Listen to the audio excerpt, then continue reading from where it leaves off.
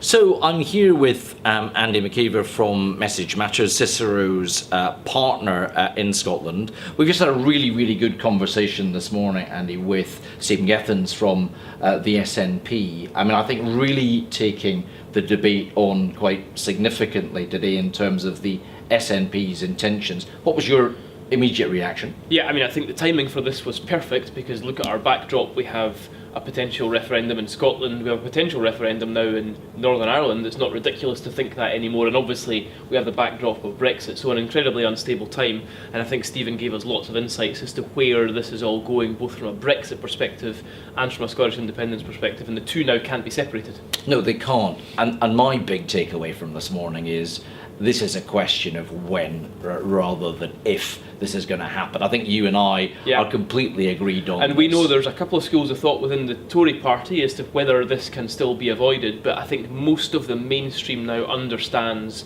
that the mandate's going to be there because the Scottish Parliament is going to vote on that today, and they'll have to think about when the best timing is to hold this referendum. And then we need a lot of decoding of this to be done, because it's difficult just to read the press and see the broadcast and understand what's going on. Huge amounts over. Is it just two questions on the ballot paper? We discussed actually whether or not there's going to be a third question on the ballot paper this morning. The question of how the SNP can sort the economics of independence, or we're waiting for this. Currency. And the currency. This growth commission we're expecting later in the spring. And also actually fundamentally the settlement within the UK. As you say, what happens not just to Scotland, but what's happening in Northern Ireland right now. Absolutely vital. There's never been a more unstable time politically, but obviously that means for our clients and those who are around the table today, from a business perspective, the climate is very unstable. From deficits to currency to general business outlook, it's very difficult to understand what's going on, and it's really important to try and get right beyond that into government and into special advisors to really understand where they're heading on all this stuff.